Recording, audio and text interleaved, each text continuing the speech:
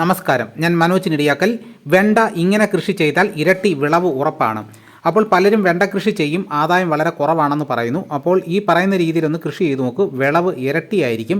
കേരളത്തിലെ കാലാവസ്ഥയ്ക്ക് വളരെ അനുയോജ്യമായതും വീട്ടുവളപ്പിലും ടെറസിലുമെല്ലാം എളുപ്പത്തിൽ കൃഷി ചെയ്യാൻ കഴിയുന്ന ഒരു വിളയാണ് വെണ്ട. വർഷം മുഴുവൻ കൃഷി ചെയ്യാമെങ്കിലും കൂടുതൽ വിളവ് ലഭിക്കാൻ ജൂൺ, ജൂലൈ, സെപ്റ്റംബർ, ഒക്ടോബർ, ഫെബ്രുവരി, മാർച്ച് മാസങ്ങളാണ് കൃഷി ചെയ്യാൻ ഏറ്റവും നല്ലത്. മൊസൈക്ക് രോഗത്തെ പ്രതിരോധിക്കുന്ന അർക്ക, അനാമിക, സൽകീർത്തി, അരുണ, സുസ്ഥിരത, വർഷ, ഉപഹാർ, പഞ്ചാബ്, പത്മിനി എന്നിവയും ഉപയോഗിക്കാറുണ്ട്.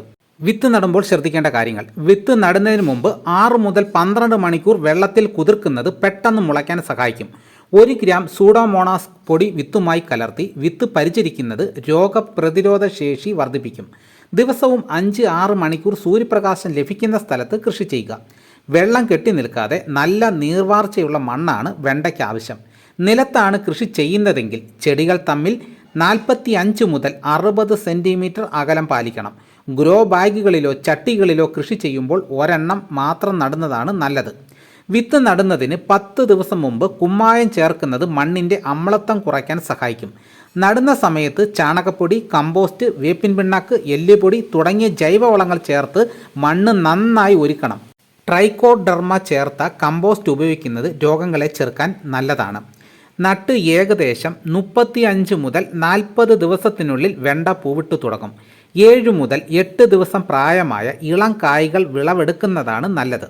കായ്കൾ മൂക്കുന്നതിന് മുമ്പ് വിളവെടുക്കുന്നത് കൂടുതൽ കായ്കൾ ഉണ്ടാകാൻ സഹായിക്കും. 60 ദിവസം വരെയും നല്ല വിളവ് ലഭിക്കും.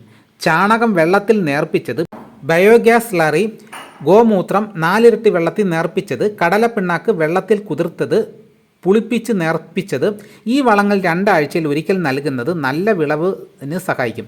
കഞ്ഞിവെള്ളം നേർപ്പിച്ചതും നല്ല വളമാണ്.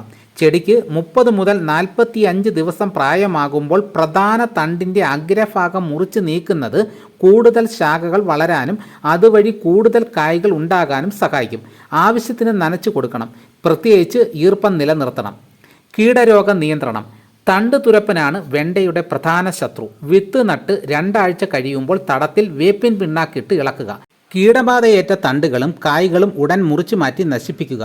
ആക്രമണം രൂക്ഷമായാൽ വേപ്പെണ്ണ, വെളുത്തുള്ളി മിശ്രിതം അല്ലെങ്കിൽ 5% വീര്യത്തിൽ വേപ്പിൻ കുരു സത്ത് തളിക്കുക. ഇലയുടെ അടിഭാഗത്ത് വെള്ളീച്ച, മുഞ്ഞ എന്നീ ചെറുജീവികൾ പറ്റിപ്പിടിച്ചിരുന്ന് നീരൂറ്റി കുടിക്കും. മഞ്ഞക്കെണി സ്ഥാപിക്കുക. 2% വീര്യത്തിൽ വേപ്പെണ്ണ, വെളുത്തുള്ളി മിശ്രിതം തളിക്കുന്നതാണ് പരിഹാരം.